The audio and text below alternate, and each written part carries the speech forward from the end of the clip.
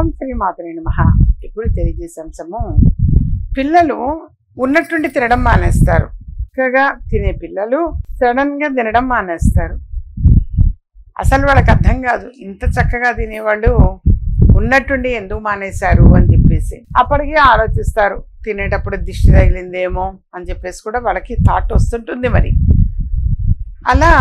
అలాంటప్పుడు ఏం చేయాలి? రకరకాల దిష్టి తీస్తారు నాన్న. యథార్థంగా పెద్దవాళ్ళు రకరకాల దిష్టి అనేది తీస్తారు.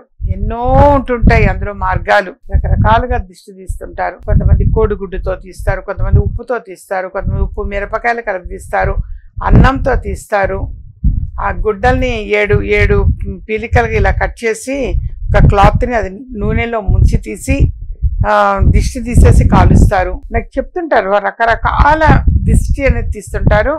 ప్రధానంగా తెలియజేసేది, ఒక పీచు ఉన్న కొబ్బరికాయ అనేది తీసుకొని ఆ పీచు ఉన్న కొబ్బరికాయతోటి దిష్టి అనేటువంటిది, ఆ పీచు ఉన్న కొబ్బరికాయ మీద కూడా మన కాటుక కానీ బొగ్గుతో కానీ ఒక చుక్క పెట్టాలట.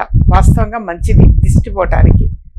ఒక చుక్క ఇలా పెడతారు. పెట్టి కొబ్బరికాయతోటి ఎవరైతే పిల్లలు తినడం సడన్ గా మానేశారో వాళ్ళకి ఇటు 7 సార్లు అటు 7 సార్లు పైనుంచి కిందకి దిగదుడుపు 7 సార్లు దిష్టి తీసేసి పారే నీటిలో వేస్తారు. రెక్కై ఉన్న దాంట్లో వేయరు, అది కొట్టుకొని వెళ్ళిపోవాలి. కొబ్బరికాయ పీచు ఉన్న కొబ్బరికాయ అనేది నీళ్ళల్లో కొట్టుకొని వెళ్ళిపోతుంది. అది అలా వెళ్ళిపోతుంటే దిష్టి అనేది కూడా ఆ విధంగానే పారిపోతుంది, పోతుంది, వెనక్కి వెళ్ళిపోతుంది.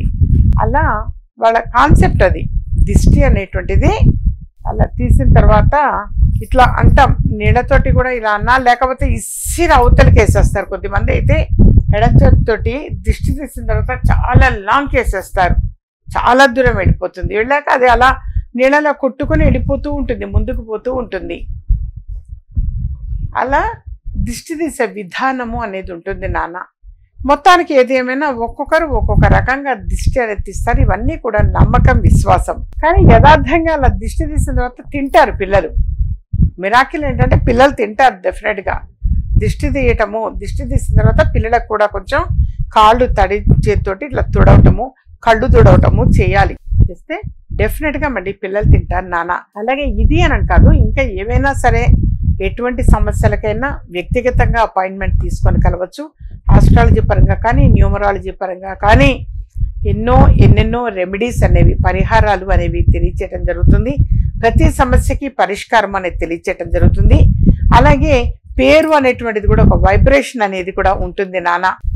ఆ నేమ్ మనం ఆ ఉచ్చారణ, ఆ ప్రొనౌన్సియేషన్ విన్న వెంటనే ఒక వైబ్రేషన్ అనేది కూడా వస్తుంది.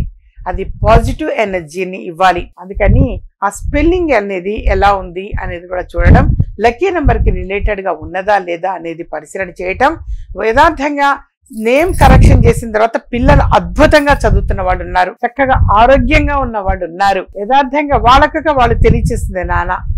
నేను తెలియచేయటం వరకు నా వంతు ధర్మం. తర్వాత మళ్ళీ వచ్చినప్పుడు చెప్తారు, అమ్మగారు మీ దగ్గర నేమ్ స్పెల్లింగ్ ఆ కరెక్షన్ చేసిన తర్వాత పిల్లలు చాలా బాగా చదువుతున్నారు, ఆరోగ్యంగా ఉన్నారు.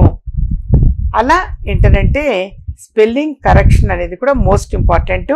చిన్నపిల్లలు ఎవరికైనా సరే పేరు ఎలా ఉంది ఏమిటి ఒక్క అపాయింట్మెంట్ తీసుకొని కలవండి, మీకు మంచిది.